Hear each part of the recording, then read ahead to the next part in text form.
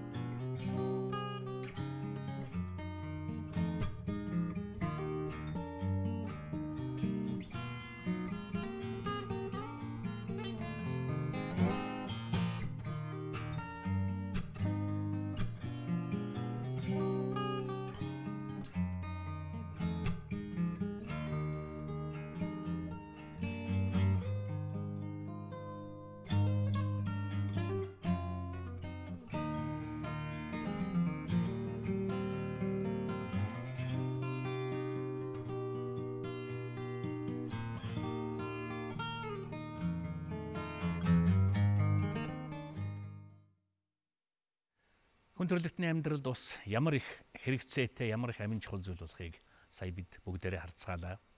Тэгэхээр энд маань өнөөдөр бас аюул тулгараад байгаа гэдэг. Жишээлх юм бол одоо Арал тэнгисийн усны 90% нь сүүлийн хэдэн жил хэрэгж ялгуулсан байх жишээтэй. Килиманжаро уулын мөнгө цасны хэдэн хувь ч гэдэг үлээ эрчимтэй айлж байгаа гэдэг. Төгшөөрийн харанга дэлдэхийн бий бас энэний эсрэг хүн төрөлхтөн нийтээрээ тэмцэж босож бүтээж байгаа сайхан зүйлүүд бий. Дэлхийн одоо усны хэрэглээ болоод Монголынхон өнөөдрийн усны хэрэглээ ямар байгаа ойрын ирээдүйн болох тухайд бидний нэвтрүүлгээр шууд ярилцгаая. Манай нэвтрүүлгийн танхимд одоо усны мэрэгжилтэнгүүд амьдрал хав зайгаан энэ ариун сайхан чандамтай зөвөрлсөн хүмүүс хүрэлцэн ирээд байгаа. Би үзэгчдээ өнөөдрийнхөө зочдыг танилцуулъя. Төвдөнд орж аюу толгой компани ахлах гидрологч Эрдэнэ туяа аюу толгой компани хууль тогтоомжийн хэрэгжилт хариуцсан ахлах мэрэгжилтэн юмсгүй хүрэлцэн ирсэн байна. За Зинаметрийн Батбаяр, Монголд маш олон Батбаяр бий. Усны газрын дэд дарга. Учираас би Зинаметр заавал тодтоход байна. За Жаданбагва гидрогеологч, шинжилгээ ухааны доктор юм хүн байна. Буян хишиг, шинжилгээ ухааны технологийн их сургуулийн багш, доктор дэд профессор. Ийм 5 хүн манай нэвтрүүлэгт өнөөдөр хүрэлцэн ирээд байна. За тэгэхээр та бүгдээс бас усны төрөл бүрийн мэрэгжлийн инженерүүд мэрэгжилтэнүүд байгаа боловч ус гэж чум юу болохыг мэрэгжилтэйгээ холбож хийгээд бас ус хэрэглэгч хүнийхээ хувьд юу гэж бодож явдаг юм болоо. Нэг өгүүлбэрээр магадгүй хариулна гэж онч үгээр ч юм уу тийм ээ. За ингээд төвдөнд орж инженер. За ус бол амьдралыг тэтгэгч эколог гэдэг мэрэгдийн сайхан үг байдаг. Усыг ер нь амьдралыг анх далайд үүссэн ч гэж нотлогдсон баримтууд байгаа. Хүн төрлөختөн хүмүүс бид өөрснөө ч гэсэн анх одоо ихэнх алтан хөвлийн тэр ариун сайхан усанд бүрлдэж тогтоод хээсэн гарч мэдлснийхээ дараа тэр сайхан ариун усаа гаднаасаа хэрглэж амьдарцгааж байгаа лээ. За тавчхан дээр нэг бэлий засуу утгалаа гэдэг шиг магадгүй тэр нэг зөөцсүгээр ч юм уу магадгүй тийм их хэлцэгээр ч юм уу төстэй тийм хэлбэрээр бас яг мэрэгжлийн хувьднаас хариулах зүгээр байна. Эрдэнэ туяагийн тухайд? За миний хувьд бол ус амьдралын их сурвалж гэдэг үг хэлмээр байна. Яагаад тэгэхээр Нэгдсэн үндэсний байгууллагаас 2005-аас 2014 оныг бол дэлхийн усны 10 жил гэж зарласан байгаа. Тэгэхээр энэ үг нь бол өөрөө маш өргөн утга агуулгыг агуулсан үг байгаа. За баярлалаа. Батбаяр даргын тухайд 3 сарын 22-ны өдөр дэлхийн усны өдөр байдаг. Тохиолдлоор ч юм уу яг энэ өдөр миний охин төрсөн байдгийг. Оо ямар сайн. Ганц охинтой хүн 3 хүүтэй. Тэгэхээр тэр охинтойгоо би усыг зүйрлэлтэй. Ягаад гэвэл охин маань одоо ганцхан миний охин биш бүх хүмүүсийн охин хүүхдүүд сайн сайхан амьдрахын тулд ус хэрэгтэй. Усыг өнөөдөр зүйтэй зарцуулах нь ирээдүйн хойчд хэрэгтэй гэж ингэж би зүйрлэж боддог. За баярлалаа. Буян гişг багш. Доктор Буян гişг. Би бол одоо усыг яг өөрөө тодорхойлохоос илүү одоо манай ухаантай эцэс тодорхойлсон байдаг л да. Гүнтэн гигэн гэдэг одоо тэр хүний усны шаштрт юу гэжсэн байдгүй гэхээр ус мөр нийтийн тахил, ургасан нарсаар нийтийн зул, учирлагч ухаант дээдс маань нийтийн чимэг гэсэн байдаг. Тэгэхээр энэ үгээр л би илэрхийлээ да. Гайхамшигтай. Монголчууд ийм л цөлх ухаантай ард түмэндээ тийм ээ. За, Жадамба докторийн тухайд та бол одоо бүр гидрологч инженер хүн байна. Газрын дорх усаа хувьд л би хэлчихье. Газрын дорх ус бол одоо хамгийн үнэт ашигтмал. Газрын дорх ус бол хамгийн үнэтэй ашигтмалтамлаа гэсэн маш тав тодорхой мөртлөн яруу сайхан жишээ хэллээ. Баярлалаа та бүгдэд.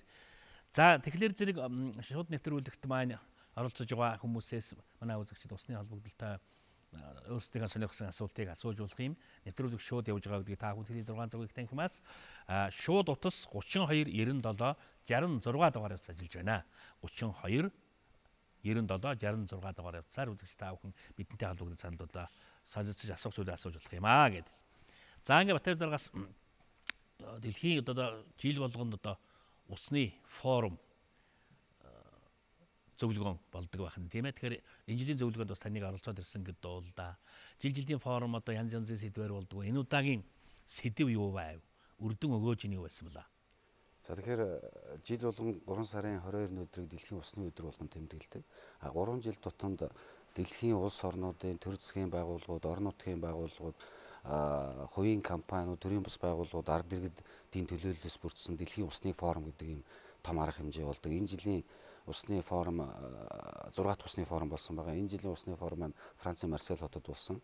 Зүгээр 145 орны 25 гаруй мянган хүн оролцсон гэд ингээ бодохоор одоо цар хэмжээгээр олимпийн наадамтай ч юм уу эсвэл аль нэг дэлхийн аврагтай адилхан тийм юу болж байгаа. Зүгээр энэ жилийн хамгийн чухал юм бол ерөөсөө хэдхэн үгээр хэлэх гэж оролдох юм бол шийдэл олё.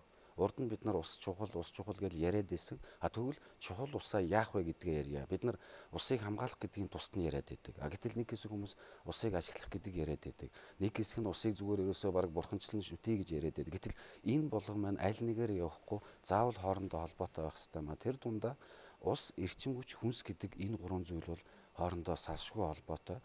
Усаар эрчим хүчийг үйлдвэрлэж болно. Эрчим хүчээ ашиглаад эргээд усаа тарааж хуваарлаж болно, түгээж болно.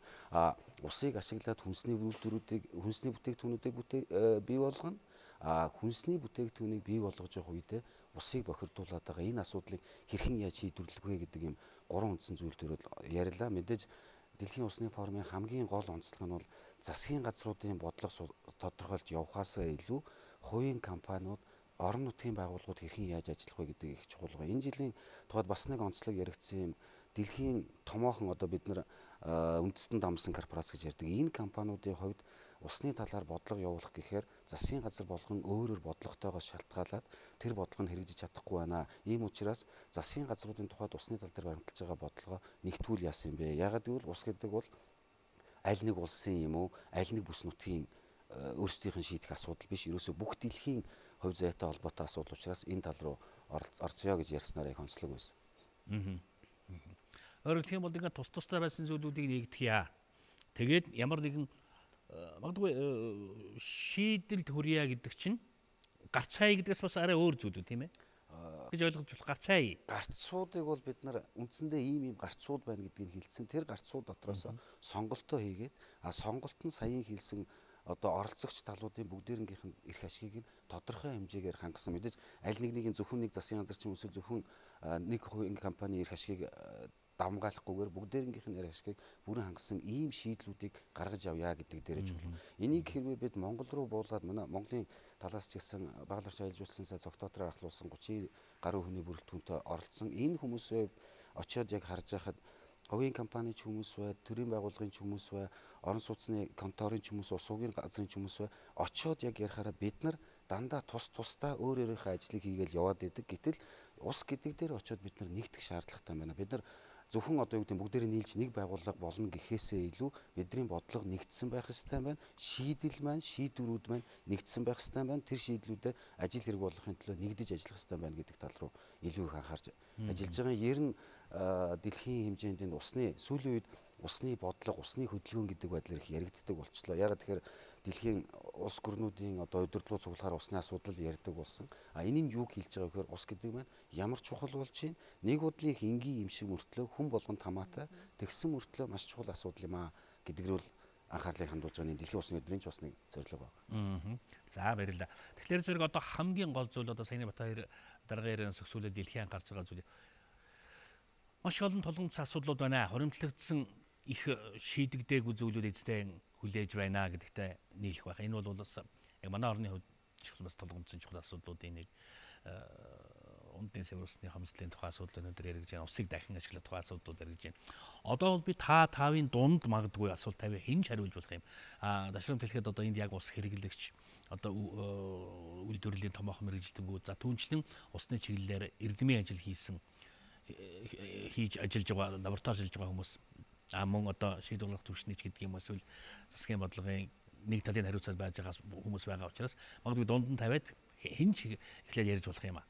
Яг одоо Монгол улсын тухайд бол усны тулгамдсан хамгийн ойрын гол асуудлууд юу байна?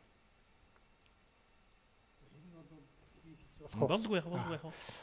Ер нь манай Монгол улс бол ер нь манай хөгжил бол ер нь усны түүхэн байгаа гэж хэлж болно. Цаашдын хөгжил бол усан дараарын тосх ус бол нэг хөгжлийн түлхүүр. Ер нь дээр үеийн түүхээс одоо нууц тавчааны 12 дугаар бүлэг дээр жишээлбэл өгөөдөө хаан өөрөө одоо өгүүлсэн баг. Тэн дотроо бол Монгол улсад бол би одоо юу хийх гэдэг зэрэг нэгдүгээрт бол усгүй газарт худаг эрүүлж гаргуулж улс гүрнийг бол ус бэлчээрт хүргэлээ гэж ингээд хэлсэн баг. Ингээд тэр хэлсэн үгэн дотроос нь дөрвөн гол одоо бодлого байсан. Үүний дотор тухайн тэр төрийн одоо дөрвөн бодлогын нэг бол усаа явж ирсэн баг.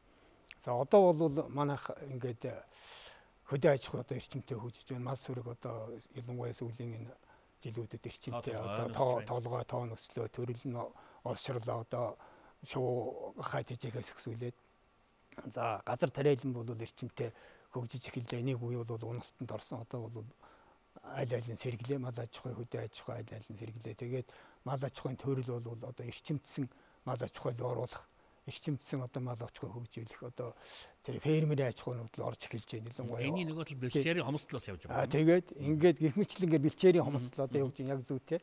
Ингээд яхтар зэрэг бол усны хэрэгцээ бол ихсэж байна. За нөгөө талаар манай улсын нэг онцлог тал бол жигд биш тархалтай ус. Жишээл гадаргын ус бол Монгол улсын нутаг дэвсгэрийн одоо 4/1 дээр нь гадаргын усаар одоо ундаалж болно. Цаад 4/3-аар нь бол голцоо газрын дорх ус ашиглахаас өөр аргагүй байна. Тэгэхээр энэ одоо юу тэгш биш жигд биш тархалт бол одоо судалгааг сайн хийх тэгээ зөв ашигтай одоо зөв зохистой ашиглах гэх мэтлэнгээ олон асуудал бол гарч ирж байна л да. Тэгээ энэ тулгымцсан асуудал бол ярих юм бол хот болгоны жишээн дээрч ярьж болж байна. Бэлчээр дээрч ярьж болж байна. Гэхдээ их олон байна. Сум баг болгон дээрч ярьж магадгүй хувь хүн дээрч ярьж болж байна. За ерөнхийдөө бол нэг тулгымцсан бүр одоо яг одоо ерөнхийд асуудлууд нь энд байна. Тэгэхээр зэрэг энэ тулгымцсан асуудлыг харин яаж шийдэх вэ? Ийх вэ? Хамгийн гол нь усны дахин ашиглалт гэдэг юм энд гарч ирээд байх шиг байгаа юм. Тэгэхээр одоо бас манай оюутлага компани хоёр хүн оролцож байгаагийн хоёроо оюутлага компани одоо манай уул уурхайн эрхэлдэг компаниуд манай усыг бол одоо тодорхой хэмжээгээр хэдийг өргөн ашигладаг байгууллагуудын нэг шүү дээ тий. Тэгэхээр энд усны дахин ашиглалт гэдэг юм дээр бодох зүйл байна уу? Ер нь бол бас Жадамба докторийн хэлсэн үгэн дээр усыг хаана ямар салбар яаж ашигладаг юм гэхэл зэрэг 70% газар тариаланд ашигладаг гэж байгаа. Дэлхийн хэмжээнд тийм ээ. Дэлхийн хэмжээнд. Уул уурхайн ашиглалтууд нэг 15-20% байдаг. Бусад үлдэж байгаа 15% нь одоо юу гэдгийг ах уян бусад усны хэрэглээ эзэдэг гэдэг ингэж байгаа.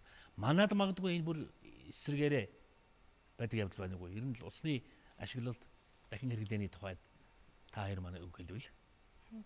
За тэгэхээр сая Жадамба доктор хэлсэн, Батбаяр дарга хэлсэн та ч өөрөө маш сайхан жишээ авч ярьлаа. Тэгэхээр яг хувь хүн дээр эхлээд усны хэрэглээ ямар байна гэдгийг бас ярьж үзэх нь эхлээд зүйтэй болов уу гэж бодож байна. За өдөрт одоо нэг хүн шаардлагатай хүнсний бүтээгдэхүүнийг үйлдвэрлэхэд 3000 литр ус зарцуулагддаг. За дээр нь уух ундны ус, тэгээд усанд орох одоо ахуйн хэрэглээний ус гэдэг ингээд нэг хүн бол өдөрт 3000-аас 3500 литрийн одоо усны хэрэглээтэй байх нь л дээ. Тэгэхээр энэ бол бас маш их тоо үзүүлэлт юм.